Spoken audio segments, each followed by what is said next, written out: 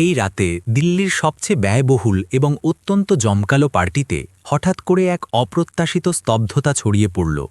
সেখানে উপস্থিত প্রত্যেক অতিথির শ্বাস-প্রশ্বাস যেন এক মুহূর্তের জন্য থেমে গেল, যখন কোটি কোটি টাকার বিপুল সাম্রাজ্যের একমাত্র উত্তরাধিকারী এক মলিন ও ছেঁড়া কাপড়ে জড়ানো কবার সংগ্রাহক তরুণীর হাত দৃঢ়ভাবে ধরে সমগ্র বিশ্বের সামনে গর্জন করে উঠল, মিলিয়ে দেখুন, এই হলো আমার নির্বাচিতা, আমার ভবিষ্যৎ জীবনসঙ্গিনী।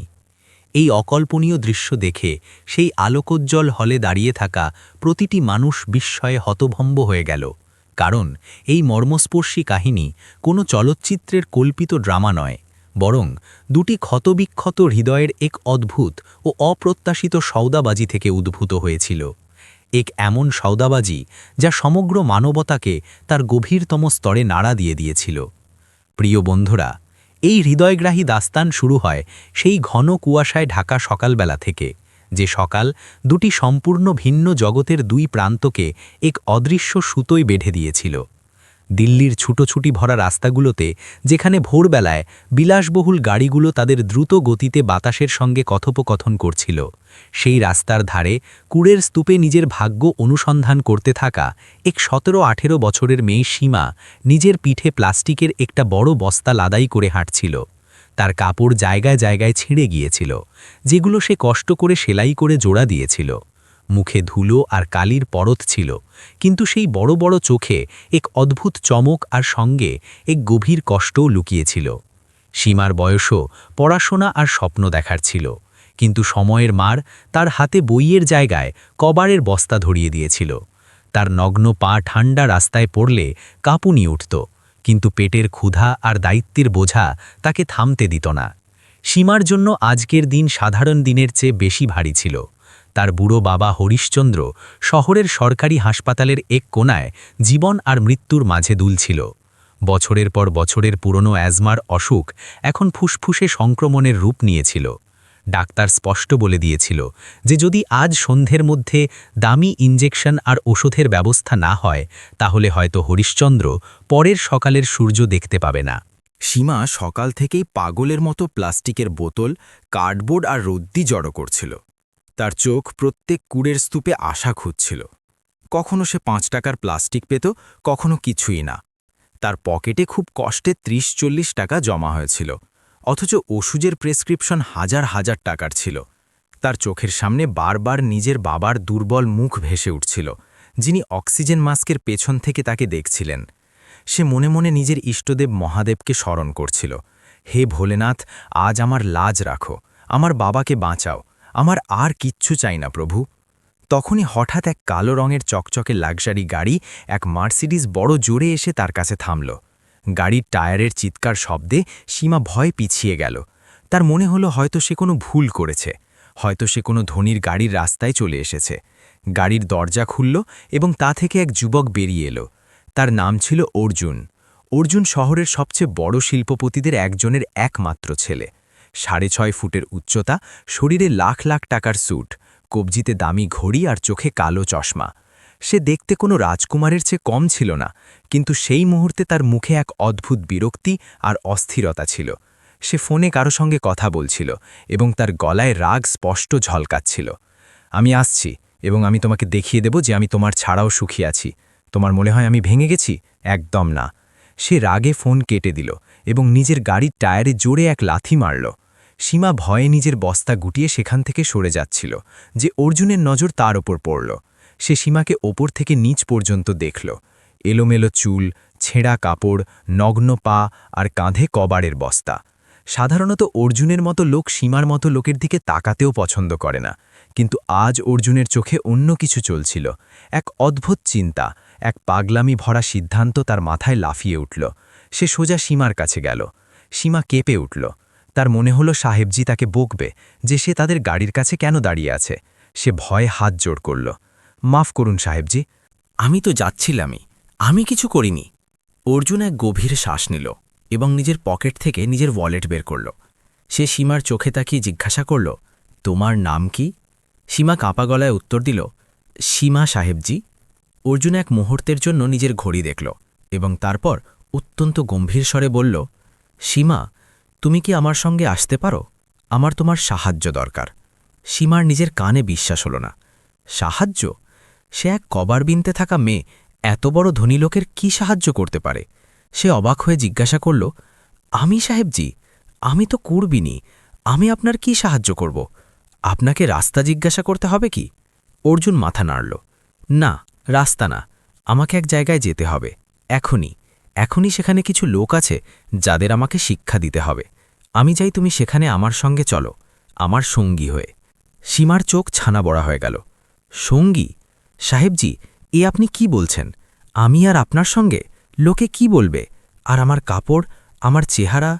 অর্জুন তার কথা কেটে বলল, আমার লোকের পরোয়া নেই, আর না তোমার কাপড় নিয়ে কোনো সমস্যা। আমার শুধু এক নাটক করতে হবে, মাত্র 1 ঘন্টার জন্য। যদি তুমি আমার সঙ্গে চলো এবং যেমন আমি বলবো তেমন করো, তাহলে আমি তোমাকে মুখে চাওয়া টাকা দেব। বলো, কি চাও তুমি? টাকার কথা শুনেই সীমার মাথায় হাসপাতালে শুয়ে থাকা নিজের বাবার মুখ ঘুরে গেল। ডাক্তারের সতর্কবাণী, ওষুধের বিল আর নিজের অসহায়তা। এটা কি ঈশ্বরের পাঠানো কোনো সংকেত ছিল? কি মহাদেব তার কথা শুনেছিলেন? কিন্তু ভয়ও ছিল। এক অচেনা ধনী লোক, আর এমন অদ্ভুত শর্ত। কোথাও কোনো বিপদ তো নেই? সে ইতস্তত করে জিজ্ঞাসা করল, সাহেবজি, আমার বাবার চিকিৎসার জন্য টাকা দরকার। উনি হাসপাতালে আছেন, খুব অসুস্থ। যদি আপনি 5,000 টাকা দিয়ে দেন তাহলে তার প্রাণ বেঁচে যাবে।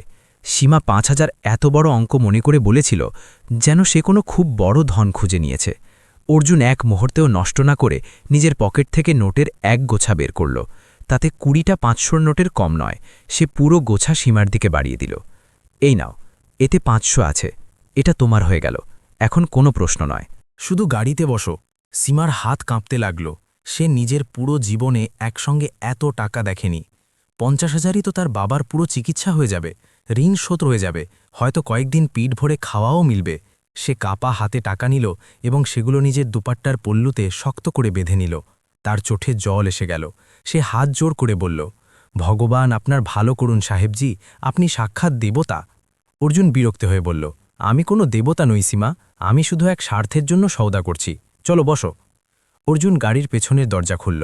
সীমা দ্বিধা করল। তার ময়লা শাড়ি আর ধুলো ভরা পা সেই মখমলের মতো সিট নোংরা করে দেবে। সাহেবজি, গাড়ি নোংরা হয়ে যাবে, সে আস্তে করে বলল।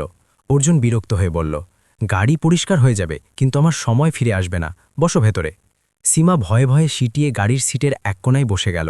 সে নিজের কবারের বস্তা বাইরেই রাখার চেষ্টা করল, কিন্তু অর্জুন বলল, সেটা ডিক্কিতে রাখো। গাড়ি স্টার্ট হলো এবং হাওয়ার গতিতে ছুটতে লাগল। গাড়ির ভেতরের দুনিয়া বাইরের দুনিয়া থেকে একদম আলাদা ছিল। ঠান্ডা হাওয়া, মিষ্টি গন্ধ আর নীরবতা। সীমা জানালার বাইরে তাকালো। শহর পেছনে ছুটে যাচ্ছিল। তার হৃদয় জোরে জোরে ধরফর করছিল। সে মনে মনে নারায়ণের জপ করছিল। অর্জুন ড্রাইভ করতে করতে রিয়ার ভিউ মিরারে সীমাকে দেখল। সে ভয় পেয়েছিল, সংকুচিত হয়েছিল। অর্জুনের মনে এক মুহূর্তের জন্য অপরাধবোধ জেগে উঠল। সে কি সঠিক করছে? নিজের এক্স গার্লফ্রেন্ড শ্রুতিকে চটানোর জন্য সে এক নির্দোষ মেয়েকে ব্যবহার করছে। শ্রুতি যে গতকাল রাতেই তাকে বলে ছেড়ে দিয়েছিল যে অর্জুন খুব আবেগপ্রবণ আর পুরনো চিন্তাভাবনার, এবং সে একজন আরও ধনী ও আধুনিক ছেলেকে বেছে নিয়েছে। আজ শ্রুতির সগাই ছিল এবং সে অর্জুনকে শুধু তাকে অপমান করার জন্য ডেকেছিল। অর্জুনের অহংকার আহত হয়েছিল। সে শ্রুতিকে দেখাতে চাইছিল যে তার কাছে ভালোবাসা আর মানুষের হৃদয়ের দাম আছে, মর্যাদা নয়। কিন্তু সত্যিই কি এটা শুধু তার পাগলামি ছিল? কিছুক্ষণ পর গাড়ি এক আলিশান হোটেল, দ্য ইম্পিরিয়াল প্যালেসের সামনে থামল। এটা শহরের সবচেয়ে দামি হোটেল ছিল, যেখানে শুধু আরবপতিরাই আসত। হোটেলের ইমারত কোনো প্রাসাদের মতো ছিল, এবং বাইরে দাঁড়ানো গাড়ির সারি বলছিল যে ভেতরে কত বড় উৎসব চলছে। গেটে দাঁড়ানো দারোয়ান অর্জুনের গাড়িকে সালাম করল, কিন্তু যখন সে পেছনের সিট থেকে সীমাকে নামতে দেখল, তখন তার চোখ সন্দেহে ভরে গেল। সীমা নিজের ছেঁড়া পল্লু দিয়ে মাথা ঢাকার চেষ্টা করল। তার গরিবের ওপর এত লজ্জা হয়তো আগে কখনো আসেনি। এখানে সবাই চকচক করছিল। মহিলারা ভারী শাড়ি আর গয়নায় লাদাই হয়েছিল। পুরুষরা স্যুট বুটে ছিল, এবং তাদের মাঝে সে এক কবারবালি। অর্জুন গাড়ির চাবি ভ্যালেকে দিল এবং সীমার কাছে এলো। সীমা কাঁপছিল। সাহেবজি, আমাকে যেতে দিন, এখানে সব বড় লোক আছে, আমার ভয় লাগছে, যদি কেউ আমাকে মারে তো। অর্জুন তার চোখে তাকালো। এবার তার দৃষ্টিতে রাগ নয়, বরং এক অদ্ভুত বিশ্বাস ছিল। সে ধীর স্বরে বলল, সীমা, যতক্ষণ আমি তোমার সঙ্গে আছি দুনিয়ার কোনো শক্তি তোমাকে স্পর্শ করতে পারবে না। আজ তুমি আমার সম্মান, মাথা উঁচু করো। গরিবই কোনো পাপ নয়। আর মনে রেখো, ভেতরে কেউ কিছু জিজ্ঞাসা করলে তুমি চুপ থাকবে, শুধু আমার সঙ্গে দাঁড়িয়ে থাকবে। অর্জুন নিজের হাত সামনে বাড়ালো। সীমা এক মুহূর্তের জন্য সেই হাত দেখল, সেই হাত যা হয়তো তার ভাগ্য বদলে দিচ্ছিল। সে ভয়ে ভয়ে নিজের খসখসে আঙুল অর্জুনের হাতে রাখল। অর্জুন শক্ত করে তার হাত ধরে নিল, যেন সে তাকে দুনিয়া থেকে বাঁচানোর প্রতিশ্রুতি দিচ্ছে। দুজনে হোটেলের সিঁড়ি উঠতে শুরু করল। যেই তারা মূল দরজা দিয়ে ভেতরে ঢুকল, ঠান্ডা হাওয়ার ঝাপটা আর ঝাড়বাতির আলো তাদের স্বাগত জানালো। ভেতরের হলে শত শত অতিথি উপস্থিত ছিল। ধীর সঙ্গীতের সুর বাজছিল। লোকেরা নিজেদের ড্রিঙ্ক হাতে নিয়ে হাসি ঠাট্টা করছিল। কিন্তু যেই অর্জুন আর সীমা হলে পা রাখল, ধীরে ধীরে কথাবার্তার আওয়াজ কমতে লাগল। একে একে সবার নজর তাদের উপর স্থির হয়ে গেল। সন্নাটা ছড়িয়ে পড়ল, ফিসফাস শুরু হয়ে গেল। এ কে? অর্জুনের সঙ্গে এই ভিখারিনীর মতো মেয়ে কে? অর্জুন কি পাগল হয়ে গেছে? নানা রকম কথা হাওয়ায় ভাসতে লাগল। সীমার হৃদয়ে বসে যাচ্ছিল। তার মনে হচ্ছিল এখনই মাটি ফেটে সে তাতে মিশে যাক। কিন্তু অর্জুনের হাত তার তালুতে শক্ত ছিল, যা তাকে পড়তে দিচ্ছিল না। তখন ভিড়কে চিলিয়ে এক মেয়ে সামনে এলো। স্মৃতি অত্যন্ত সুন্দর লাল রঙের লেহেঙ্গায় সাজা, হিরে দিয়ে লাদাই হয়ে। তার মুখে এক জয়ের হাসি ছিল। কিন্তু যেই সে অর্জুনের সঙ্গে দাঁড়ানো সীমাকে দেখল, তার হাসি ম্লান হয়ে গেল। তার চোখে প্রথমে বিস্ময়, তারপর ঘৃণার ভাব এলো। তার সঙ্গে তার মঙ্গলসূত্রের নিখিলও দাঁড়িয়েছিল, যে অর্জুনকে দেখে ব্যঙ্গ করে হাসছিল। স্মৃতি অর্জুনের কাছে এসে নাকশিটকে বলল, অর্জুন, এটা কি অশ্লীল মাজাক? তুমি আমার সগাইতে এসেছ নাকি কোনো চ্যারিটি ফাংশনে? আর এই কুড়ের স্তূপ থেকে কাকে তুলে এনেছ? আমার বাড়ির কার্পেট নোংরা করার ইচ্ছে আছে? তার গলায় এত বিষ ছিল যে সীমার চোখে জল এসে গেল। সে মাথা নিচু করে নিল। অর্জুন সীমার হাত আরও শক্ত করে ধরল এবং স্মৃতির চোখে চোখ রেখে এমন এক কথা বলল, যার প্রতিধ্বনি সেখানে উপস্থিত প্রত্যেক হৃদয়কে নাড়িয়ে দিল। অর্জুন শান্ত কিন্তু অত্যন্ত ভারী গলায় বলল, স্মৃতি, জীব সামলে কথা বলো। এ কোনো কুড়োয়ালি নয়। এ সেই মানুষ যার কাছে হয়তো দুনিয়ার ধন নেই, কিন্তু যার কাছে সেই হৃদয় আছে যা তোমার মতো ধনীর মেয়ের কাছে 7 জন্মেও হতে পারে না। আর আমার সঙ্গে আসার কথা বললে শুনে নাও। অর্জুন এক মুহূর্তের জন্য পুরো হলে চোখ বুলিয়ে নিল এবং তারপর ঘোষণা করল, এ সীমা এবং আজ থেকে আমার জীবনের সবচেয়ে গুরুত্বপূর্ণ অংশ। হলে দাঁড়ানো প্রত্যেক ব্যক্তির হাত থেকে গ্লাস পড়ে যাওয়ার মতো অবস্থা হয়ে গেল। স্মৃতির মুখ রাগে লাল হয়ে গেল। তুমি এই ভিখারিনীকে আমার সমান দাঁড় করাবে? অর্জুন, তুমি নিজের মানসিক ভারসাম্য হারিয়েছ। আমি তোমাকে ছেড়ে দিয়েছি বলে তুমি এত নেমে গেছ যে রাস্তা থেকে যাকে তাকে তুলে এনেছ? এর অকাত কি? 2 কড়িরও নয়। সীমার আর সহ্য হল না। অপমানের এই শব্দগুলো তীরের মতো তার বুকে বিঁধছিল। সে কাঁদতে চাইছিল, সেখান থেকে পালিয়ে যেতে চাইছিল। কিন্তু তখনই অর্জুন তাকে নিজের দিকে টেনে নিল এবং তার চোখের জল মুছে সবার সামনে বলল, আওকাত, তুমি আওকাতের কথা বলছো? স্মৃতি, শোনো, আওকাত কাপড় থেকে নয়, সংস্কার থেকে হয়। তুমি প্রাসাদে থেকেও গরিব, কারণ তোমার কাছে দয়া নেই। আর এ সড়কে থেকেও রানী, কারণ এ নিজের অসুস্থ বাবার জন্য নিজের জীবন বাজি রেখে দাঁড়িয়ে আছে। হ্যাঁ, আমি একে বেছে নিয়েছি, কারণ আমার এক এমন সঙ্গিনী দরকার ছিল যে টাকা থেকে ভালোবাসে না, বরং যার রিশতার কদর আছে। আর আজ এখনই আমি প্রমাণ করে দেব যে আমার চোখের দাম তোমার পুরো খানদানের ধনের চেয়ে বেশি। মাহল একদম উত্তেজনাপূর্ণ হয়ে গিয়েছিল। শ্রুতির মঙ্গলসূত্রে নিখিল এগিয়ে এসে অর্জুনের কাঁধে হাত রেখে হেসে বলল, ভাই, ডায়লগ তো ভালো মারো, কিন্তু সত্যি তো এই যে এসব নাটক। কেন? কারণ তুমি এখনও শ্রুতিকে ভুলতে পারোনি। এই মেয়ে শুধু এক খেলনা তোমার জন্য, যাকে তুমি ব্যবহার করছো, তাই না? অর্জুনের মুঠো শক্ত হয়ে গেল। নিখিল তার ব্যথার জায়গায় হাত দিয়েছিল। সত্যিই কি এটা সত্যি? সে কি সত্যিই সীমাকে ব্যবহার করছিল? সীমাও নিজের ভেজা চোখে অর্জুনের দিকে তাকালো। তার চোখে এক নীরব প্রশ্ন ছিল, আমি সত্যিই শুধু এক খেলনা, সাহেবজি? অর্জুনের ভেতর এক দ্বন্দ্ব চলছিল। সে সওদার জন্য সীমাকে নিয়ে এসেছিল, কিন্তু গত 8 ঘণ্টায় সীমার নীরবতা, তার ভয় আর তার নির্দোষতা অর্জুনের হৃদয়ের কোনো কোণ ছুঁয়ে দিয়েছিল। তখন ভিড় থেকে শ্রুতির মা মিসেস মেহরা এগিয়ে এলেন। তারা ঘৃণায় সীমাকে দেখে সিকিউরিটি গার্ডকে ডাকলেন। গার্ড, এই নোংরা মেয়েকে এক্ষুনি বাইরে বের করে দাও। এ আমাদের উৎসবের মাজাক বানিয়ে দিয়েছে। আর অর্জুন, তুমিও বেরিয়ে যাও এখান থেকে, আমাদের তোমার দরকার নেই। দুজন হট্টাকট্টা গার্ড সীমার দিকে এগোলো। সীমা ভয় পেয়ে অর্জুনের পেছনে লুকিয়ে গেল। সে অর্জুনের কোট শক্ত করে ধরে নিল, যেন কোনো শিশু নিজের বাবাকে ধরে। সাহেবজি, তার মুখ থেকে শুধু এটুকুই বেরোলো। অর্জুন গার্ডসদের দিকে হাত দেখিয়ে বলল, খবরদার যদি কেউ এর গায়ে হাতও লাগায়। তার গলায় শেরের মতো গর্জন ছিল। যদি কেউ এর দিকে আঙুলও তোলে, তাহলে আমি ভুলে যাব যে এই সারাফাতের মহফিল। অর্জুন নিজের পকেট থেকে ফোন বের করে কাউকে কল করল। হাসপাতালের ডিনকে ফোন লাগাও এক্ষুনি এবং বলো যে হরিশ্চন্দ্র নামের রোগী যে জেনারেল ওয়ার্ডে আছে তার চিকিৎসা দুনিয়ার সেরা ডাক্তারদের টিম করবে। খরচ যতই হোক বিল আমার কোম্পানির অ্যাকাউন্টে যাবে। আর হ্যাঁ, তাকে তাড়াতাড়ি ভিআইপি স্যুটে শিফট করো। অর্জুন ফোন রেখে সীমার দিকে ফিরে তাকালো। সীমা শুনে দাঁড়িয়েছিল। সে এইমাত্র কি শুনেছে? তার বাবা ভিআইপি স্যুট, সেরা ডাক্তার, এ স্বপ্ন ছিল নাকি বাস্তব? অর্জুন আস্তে করে বলল, সীমা, এ সাউদা নয় এখন, এ আমার কর্তব্য। আমি তোমাকে এই কাদায় টেনে এনেছি। এখন আমার দায়িত্ব যে তোমার রক্ষা করব। কিন্তু গল্পে আসল তুফান তো এখন আসতে চলেছে। এখনও শুধু শুরু ছিল। শ্রুতি এই অপমান সহ্য করতে পারছিল না।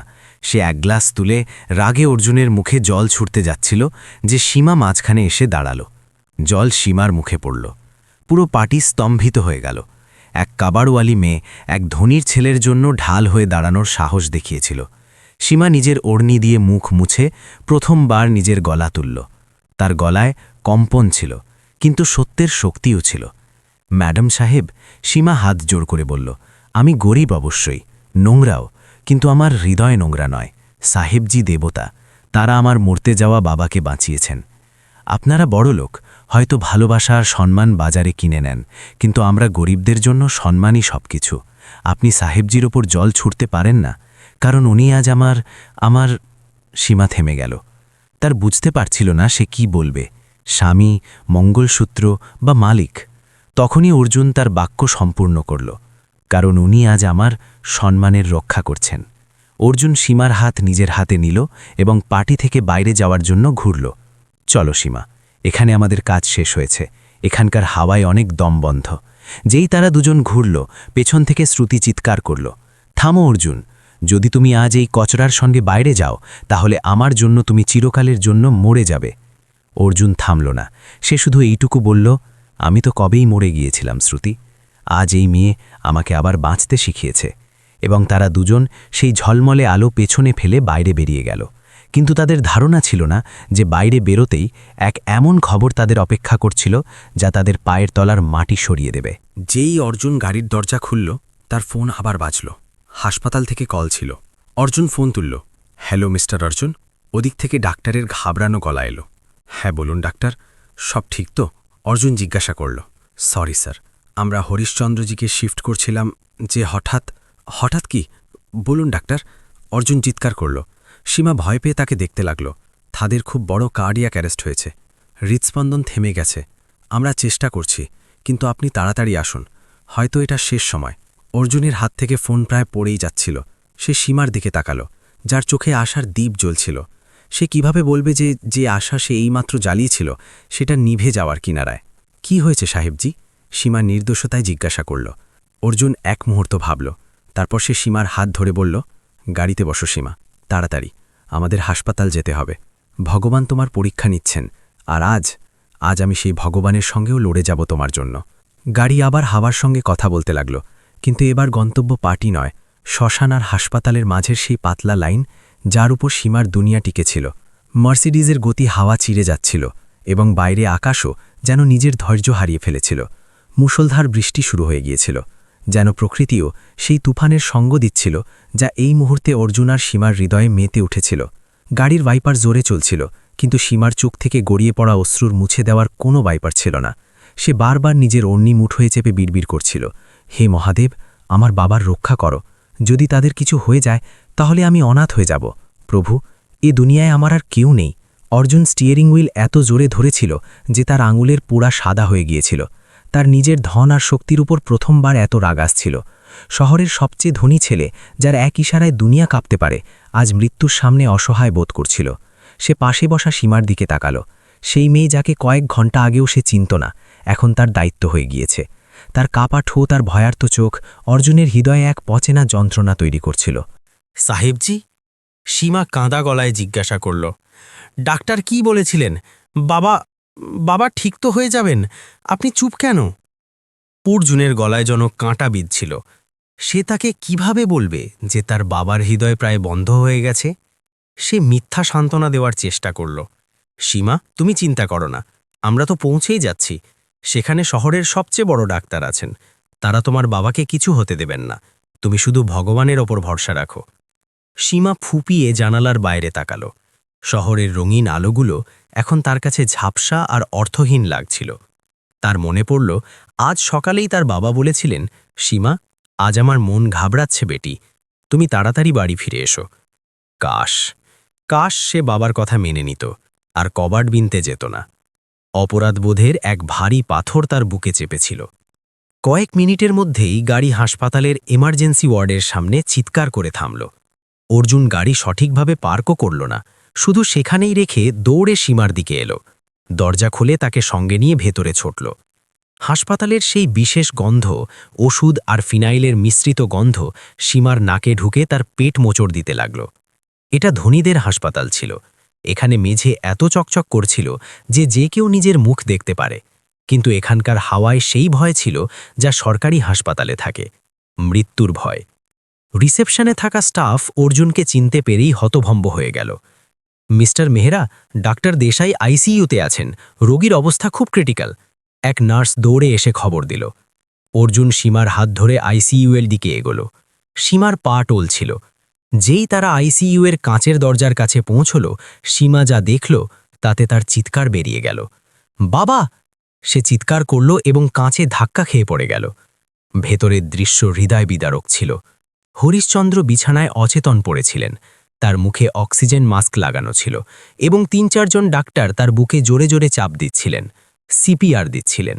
পাশে রাখা মনিটর এক সোজা লাইন দেখাচ্ছিল এবং তা থেকে বেরোনো এক তীক্ষ্ণ আওয়াজ পিঁ পিঁ পিঁ পুরো করিডোরে গুঞ্জরিত হচ্ছিল।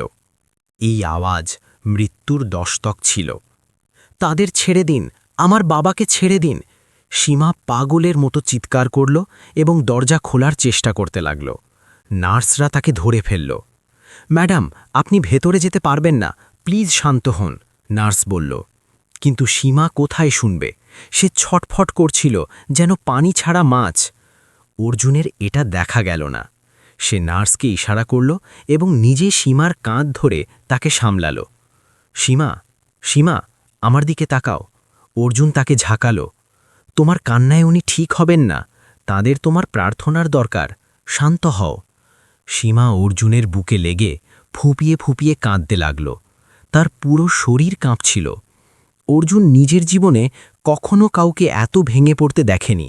সে সবসময় লোকদের টাকার জন্য, ডিলের জন্য বা ক্ষমতার জন্য কাঁদতে দেখেছে। কিন্তু এই অশ্রু পবিত্র ছিল।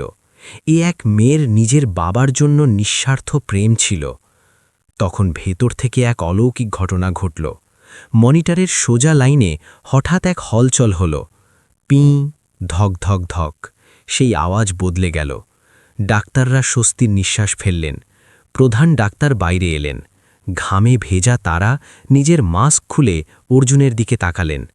মিস্টার অর্জুন, এটা কোনো অলৌকিক ঘটনার চেয়ে কম নয়, ডাক্তার হাঁপাতে হাঁপাতে বললেন। আমরা তাদের প্রায় হারিয়ে ফেলেছিলাম। তাদের হৃদয় 2 মিনিটের জন্য বন্ধ হয়ে গিয়েছিল, কিন্তু হয়তো কারো দোয়ায় অনেক জোর ছিল। তাদের স্পন্দন ফিরে এসেছে। উনি এখনও কোমায় আছেন, বিপদ কাটেনি। পরের 24 ঘন্টা খুব নাজুক, কিন্তু এখনকার জন্য উনি জীবিত আছেন। সীমা যে মাটিতে বসেছিল এটা শুনে সে সেখানেই মাথা ঠেকাল। হে ভোলেনাথ, আপনার কোটি কোটি ধন্যবাদ। আপনি আমার দুনিয়া উজাড় হওয়া থেকে বাঁচিয়েছেন। অর্জুন সীমাকে তুলে পাশের বেঞ্চে বসাল। এখন মাহল কিছুটা শান্ত হয়ে গিয়েছিল। ডাক্তার আর নার্স নিজেদের কাজ করছিলেন। অর্জুন সেখান থেকে সরে গিয়ে কোনায় গিয়ে কফি মেশিন থেকে 2 কাপ কফি নিয়ে এলো। সে 1 কাপ সীমার দিকে বাড়িয়ে দিল। নাও, এটা খেয়ে নাও, হিম্মত মিলবে। সীমা সংকোচের সঙ্গে কাপ নিল। তার হাত এখনও কালো ছিল। কবারের কালো আর অশ্রুর দাগ তার মুখে ছিল। অর্জুন নিজের পকেট থেকে এক সাদা রুমাল বের করে তার মুখ মুছতে লাগল। সীমা থমকে গেল। সাহেবজি, এই রুমাল নোংরা হয়ে যাবে। আপনি আমার মতো লোকের সেবা কেন করছেন? সীমা নির্দোষতায় জিজ্ঞাসা করল।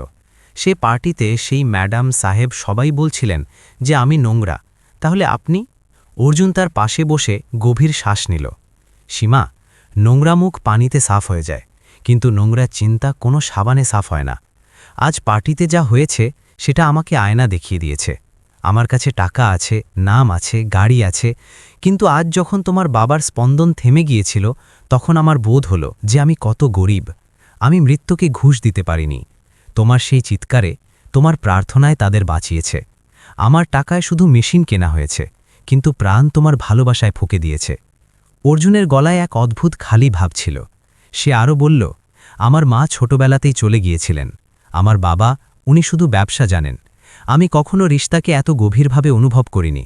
আজ তোমাকে দেখে মনে হলো যে আসল আমিরই কি হয়। সীমা প্রথমবার অর্জুনকে এক ধনীর ছেলে হিসেবে নয়, বরং এক একা মানুষ হিসেবে দেখল। সে আস্তে করে নিজের হাত অর্জুনের হাতের ওপর রাখল। সাহেবজি, মহাদেব সব ঠিক করবেন, আপনি একা নন। রাত গভীর হয়ে গেল। দুজন সেখানেই বেঞ্চে বসে রইল। জানি না কখন সীমার চোখ লেগে গেল এবং তার মাথা অর্জুনের কাঁধে এসে ঠেকল। অর্জুন নড়ল না, সে শুধু সামনের দেওয়ালের দিকে তাকিয়ে রইল। ভাবতে লাগল কাল সকালে কি হবে। তার জানা ছিল যে আজ রাতে যা হয়েছে তার তুফান কাল সকালে আসবে, এবং সে ভুল ছিল না। সকালের প্রথম কিরণের সঙ্গে সঙ্গেই হাসপাতালের করিডরে জুতোর খটখট শব্দ গুঞ্জরিত হয়ে উঠল। এই আওয়াজ কোনো সাধারণ মানুষের পায়ের নয়, এ সত্তা আর অহংকারের চাল ছিল। অর্জুনের চোখ খুলে গেল। সামনে তার বাবা রাজেন্দ্র মেহরা দাঁড়িয়ে, তার পেছনে 4 জন বডিগার্ড আর তার ব্যক্তিগত সেক্রেটারি। রাজেন্দ্র মেহরার মুখ রাগে লাল হয়েছিল। তার হাতে এক ট্যাবলেট ছিল যাতে গত রাতের পার্টির ভিডিও চলছিল, সেই ভিডিও যেখানে অর্জুন সীমাকে নিজের মঙ্গলসূত্র বলে ঘোষণা করেছিল। অর্জুন! রাজেন্দ্রের গলা শেরের গর্জনের মতো। সীমা ঘাবড়ে জেগে উঠল। সে সামনে সেই রাজকীয় লোককে দেখে ভয়ে বেঞ্চের পেছনে সিটিয়ে গেল। অর্জুন উঠে দাঁড়াল, তার মুখ শান্ত ছিল। ড্যাড, আপনি এখানে? হ্যাঁ, আমি এখানে আছি। এবং তুমি এখানে এই 2 কড়ির মেয়ের সঙ্গে কি করছ? রাজেন্দ্র সীমার দিকে আঙুল তুললেন। পুরো শহরে আমাদের নাক কাটা গেছে। তুমি সোশ্যাল মিডিয়ায় ট্রেন্ড চলছে, মেহরা উত্তরাধিকারী কাবাড়ওয়ালির সঙ্গে সাগাই করেছে। তোমার দিমাগ খারাপ হয়ে গেছে। অবনীর মতো খানদানি মেয়েকে ছেড়ে এই সড়ক ছাপকে বেছে নিয়েছ। অর্জুন নিজের বাবার আঙুল নামিয়ে দিল। ড্যাড, চিৎকার করবেন না, এই হাসপাতাল। আর যাকে আপনি সড়ক ছাপ বলছেন তার জন্যই আমি নিজের মানবতা ফিরে পেয়েছি। এ কোনো তামাশা ছিল না। আমি যা বলেছি আমি তার ওপর অটল আছি। রাজেন্দ্র মেহরার চোখে রক্ত উঠে এলো। মানবতা! মানবতা দিয়ে ব্যবসা চলে না অর্জুন।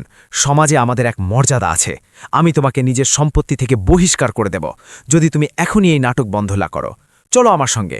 এখনই প্রেসকে বায়ান দিতে হবে যে তুমি নেশায় ছিলে এবং এসব মজাক ছিল। সীমা এসব শুনে কাঁদতে লাগল। সাহেবজি, আপনি যান। আমার জন্য আপনি নিজের বাবার সঙ্গে ঝগড়া করবেন না। আমি চলে যাব, আমার কিছু চাই না। সে নিজের ঝোলা তুলে যাচ্ছিল, কিন্তু অর্জুন তার হাত ধরে ফেলল। তুমি কোথাও যাবে না সীমা। তারপর সে নিজের বাবার দিকে ঘুরল। ড্যাড, আমার আপনার সম্পত্তি দরকার নেই, রেখে দিন নিজের সাম্রাজ্য, কিন্তু আমি সীমাকে এই অবস্থায় ছেড়ে যাব না। মাহল অত্যন্ত উত্তেজনাপূর্ণ হয়ে গিয়েছিল। বাবা ছেলের মধ্যে এই যুদ্ধ হাসপাতালের গলিতে এক কুরুক্ষেত্র হয়ে গিয়েছিল। তখনই আইসিইউ-এর দরজা খুলে ডাক্তার বাইরে এলেন। মিস্টার অর্জুন, রোগীর জ্ঞান ফিরেছে, উনি কিছু বিড়বিড় করছেন। বারবার কোনো রাজেন্দ্রের নাম নিচ্ছেন। আপনি কোনো রাজেন্দ্রকে চেনেন? এটা শুনেই সেখানে দাঁড়ানো প্রত্যেক ব্যক্তি স্তম্ভিত হয়ে গেল। রাজেন্দ্র মেহরার মুখের রং উড়ে গেল।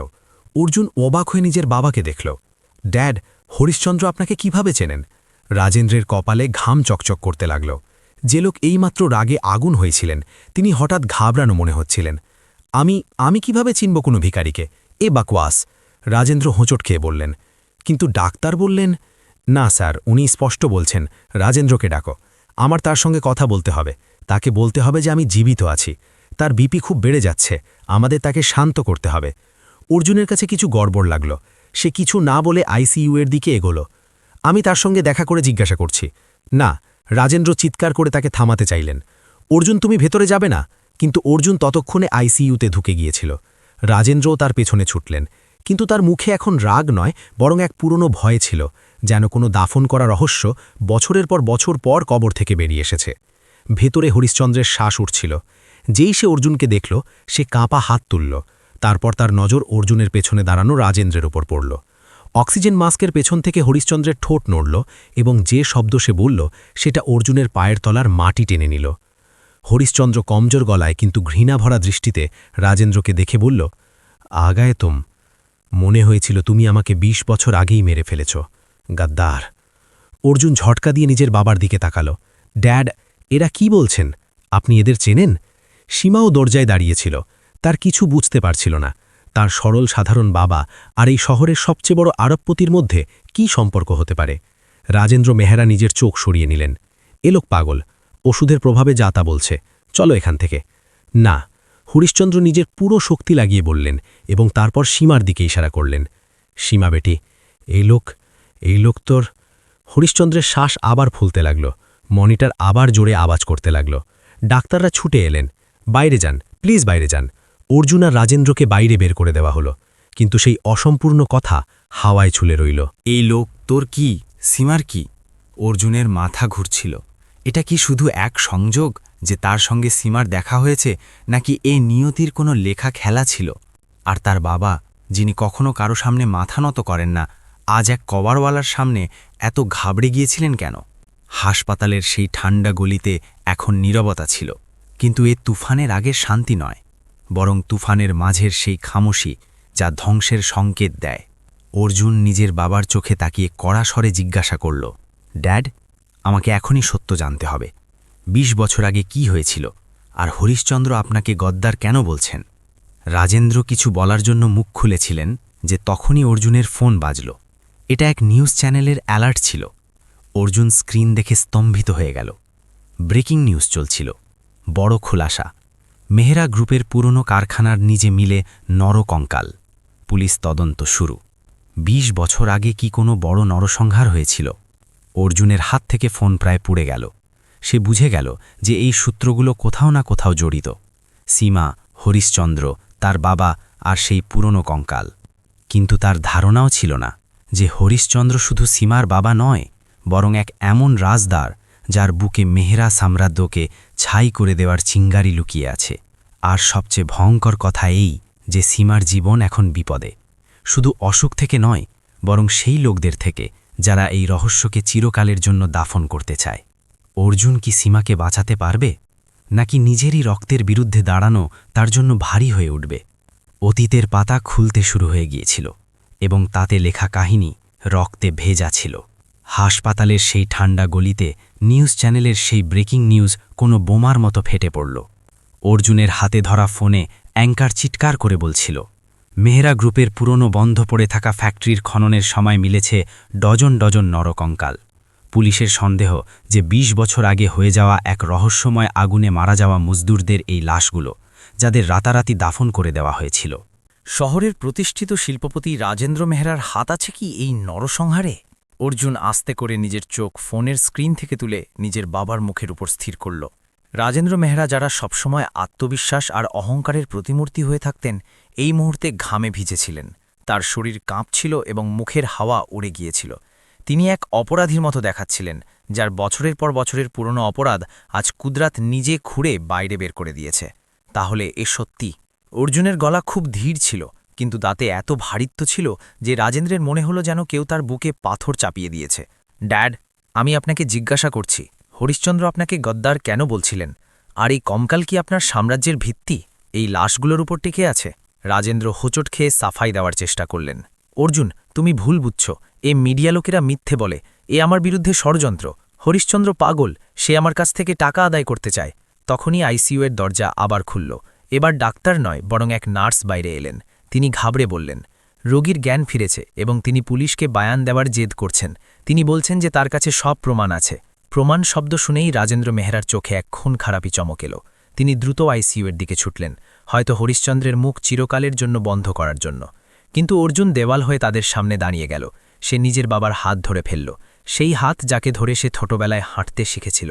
আজ সেই হাত রক্তে মাখা মনে হচ্ছিল। আপনি ভেতরে যাবেন না ড্যাড, অর্জুন কড়া শব্দে বলল। আজ ফয়সালা আদালতে নয়, এই হাসপাতালের ঘরেই হবে। আর জজ কেউ অন্য নয়, সেই মানুষ হবেন যাকে আপনি মরা ভেবে নিয়েছিলেন। অর্জুন জোর করে নিজের বাবাকে আইসিইউ এর ভেতর ঠেলে দিল এবং নিজেও ভেতরে গেল। সীমা, যে দরজায় দাঁড়িয়ে সব শুনছিল, ভয়ে ভয়ে তাদের পেছনে ভেতরে এলো। বিছানায় শুয়ে থাকা হরিশ্চন্দ্রের শ্বাস এখনও ভারী ছিল, কিন্তু তার চোখে এখন মৃত্যুর ভয় নয়, বরং সত্যের আগুন ছিল। তারা রাজেন্দ্রকে দেখেই নিজের মুঠো শক্ত করলেন। অক্সিজেন মাস্ক খুলতে খুলতে তারা যে কাহিনী শোনালেন, সেটা সেখানে উপস্থিত প্রত্যেকের রুহকে নাড়িয়ে দিল। অর্জুন বেটা, হরিশ্চন্দ্র কাশতে কাশতে বললেন, যাকে তুমি নিজের বাবা বলো, সে মানুষ নয়, শয়তান। ২০ বছর আগে আমরা দুজন বন্ধু ছিলাম। হ্যাঁ, আমি আর রাজেন্দ্র আমরা মিলে সেই ফ্যাক্টরি শুরু করেছিলাম। আমি মেহনত করতাম আর এই হিসেব কিতাব রাখত। সব কিছু ঠিক চলছিল, আমরা উন্নতি করছিলাম। কিন্তু তারপর দীপাবলির সেই কালো রাতে ফ্যাক্টরিতে আগুন লাগল। হরিশচন্দ্রের চোখ থেকে অশ্রু গড়িয়ে পড়ল। আগুন অ্যাক্সিডেন্ট ছিল না অর্জুন, আগুন লাগানো হয়েছিল।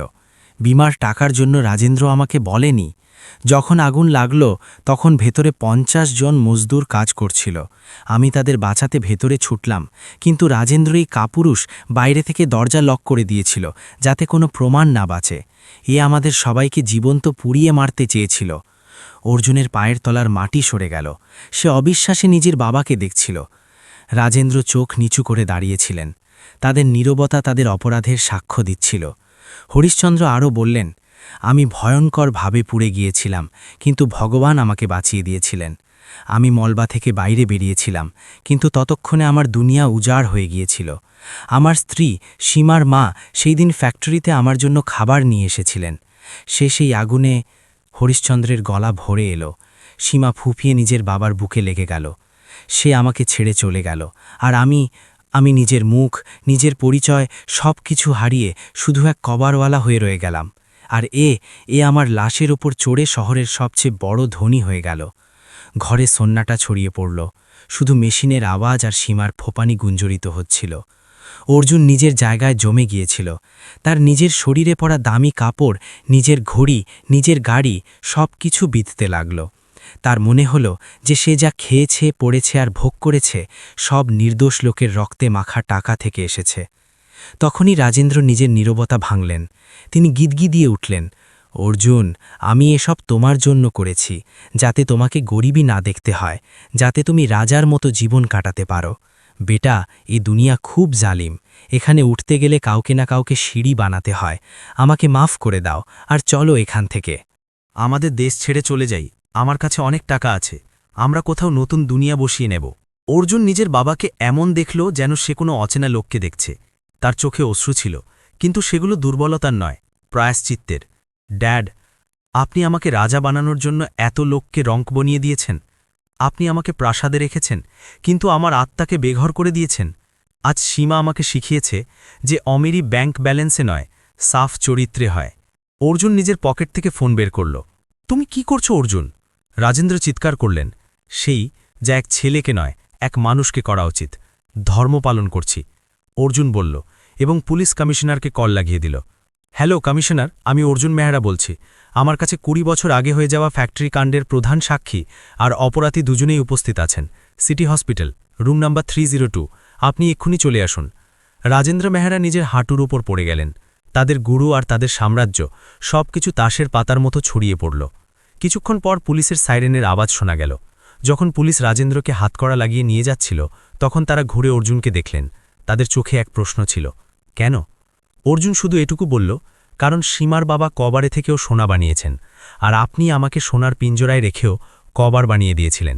আজ আমি আজাদ হয়ে গেছি। বাবার চলে যাওয়ার পর অর্জুন ভেঙে পড়ে সেই চেয়ারে বসে পড়ল। সে এখন আর মেহরা সাম্রাজ্যের উত্তরাধিকারী ছিল না। তার বাবার সব সম্পত্তি এখন জব্দ হতে চলেছে, মামলায় যেতে চলেছে। সে রাস্তায় চলে এসেছে। একই মুহূর্তে রাজা থেকে রঙ্ক। সে সীমার দিকে তাকালো, যে এখনও নিজের বাবার হাত ধরে দাঁড়িয়েছিল। অর্জুন এক গভীর শ্বাস নিল এবং যাওয়ার জন্য ঘুরল। এখন সে সীমার যোগ্য নয়। তার বাবা সীমার মাকে মেরেছে। সে কোন মুখে তার সামনে দাঁড়াবে? সাহেবজি, পেছন থেকে এক কোমল গলা এলো। অর্জুন থেমে গেল, কিন্তু ঘুরল না। আমাকে মাফ করে দিন সীমা, আমার বাবা তোমার সব কিছু কেড়ে নিয়েছে। আমি তোমার ক্ষমার যোগ্য নই। এই হাসপাতালের বিল ভরে দেওয়া হয়েছে। সামনের জীবনের জন্য আমি কিছু ব্যবস্থা করে দেব। নিজের খেয়াল রেখো। সে দরজার দিকে এগোল। থামুন! সীমা দৌড়ে তার সামনে এসে দাঁড়াল। তার চোখে এখন সেই ভয় ছিল না যা গত রাতে ছিল। সেখানে এক অদ্ভুত দৃঢ়তা ছিল। আপনি কোথায় যাচ্ছেন? আপনি বলেছিলেন যে আপনি আমার সঙ্গে থাকবেন। সেটাও কি এক সওদা ছিল? অর্জুন চোখ নিচু করল। সীমা, এখন আমার কাছে কিছু নেই, না টাকা, না বাড়ি, না নাম। আমি এখন অর্জুন মেহরা নই, শুধু অর্জুন, এক অপরাধীর ছেলে। আমি তোমাকে শুধু বদনাম আর গরিবি দিতে পারি। সীমা আস্তে করে অর্জুনের হাত নিজের 2 হাতে নিল। তার হাত এখনও খসখসে ছিল, কিন্তু অর্জুন সেই হাতে মখমলের চেয়ে বেশি সুখ পেল। সীমা হাসল, এক এমন হাসি যাতে ভোরের প্রথম কিরণের মতো পবিত্রতা ছিল। সাহেবজি, না অর্জুনজি, যখন আপনি ধনী ছিলেন তখন আপনি আমাকে সম্মান দিয়েছিলেন। যখন আমার কাছে কিছু ছিল না তখন আপনি আমার হাত ধরে আমাকে দুনিয়া থেকে বাঁচিয়েছিলেন। এখন যখন আপনার কাছে কিছু নেই, তাহলে কি আমি আপনার হাত ছেড়ে দেব? এই কবারওয়ালি এতটাও স্বার্থপর নয়। হরিশ্চন্দ্র বিছানা থেকে ইশারায় অর্জুনকে ডাকলেন। অর্জুন তাদের কাছে গিয়ে ঝুঁকে পড়ল। হরিশ্চন্দ্র কাপা হাতে অর্জুনের মাথায় হাত রাখলেন। বেটা, পাপের বোঝা বাবা বহন করেছে, তুমি কেন ঝুঁকছ? তুমি আজ ধর্ম বেছে নিয়েছ। যে ধন আর ক্ষমতা ঠুকরে সত্যের সঙ্গে দাঁড়িয়েছে সেই আসল সনাতন। আমার মেয়ের কপালে প্রাসাদের সুখ লেখা ছিল না হয়তো, কিন্তু এক সত্যিকারের পুরুষের সঙ্গ লেখা ছিল। এ আমার আজ বিশ্বাস হয়ে গেছে। অর্জুনের চোখ থেকে অশ্রুর বাঁধ ভেঙে গেল। সে যে কাল পর্যন্ত নিজের মার্দানগি আর অ্যাটিটিউডের জন্য পরিচিত ছিল, আজ এক বুড়ো আর গরিব লোকের চরণে মাথা রেখে কাঁদছিল। তার মনে হল যেন বছরের পর বছরের ময়লা ধুয়ে গেছে। 3 মাস পর শহর থেকে দূরে এক ছোট কসবায় এক পুরনো কিন্তু সাফসুত্র বাড়ির আঙিনায় তুলসীর গাছ তুলছিল। সন্ধ্যার সময় অর্জুন যে এখন 3 পিস স্যুটের জায়গায় সাধারণ কুর্তা পায়জামায় ছিল, এক ছোট দোকানের কাউন্টারে বসে হিসাব লিখছিল। দোকানের বাইরে বোর্ড লাগানো ছিল, হরিশ্চন্দ্র অ্যান্ড সান্স হস্তকলা কেন্দ্র। সে এখন কভার নয়, বরং পুরনো জিনিস রিসাইকেল করে সাজসজ্জার জিনিস বানাত। সীমা ভেতর থেকে চা নিয়ে এলো। সে এখন ছেঁড়া শাড়িতে নয়, বরং এক সাধারণ সুতির শাড়িতে ছিল। কপালে ছোট বিন্দি আর সিঁথিতে সিঁদুর। তার মুখের যে নিখার ছিল সেটা কোনো বিউটি পার্লারের নয়, বরং সুখ আর আনন্দের। সে চায়ের কাপ অর্জুনের সামনে রাখল। ক্লান্ত হয়ে গেছ কি? সীমা জিজ্ঞাসা করল। অর্জুন হেসে তাকে দেখল। ক্লান্তি কিসের সীমা? যখন আমি এয়ার কন্ডিশন অফিসে বসতাম তখন বেশি ক্লান্ত হতাম। মিথ্যা আর দেখানোর বোঝা খুব ভারী হয়।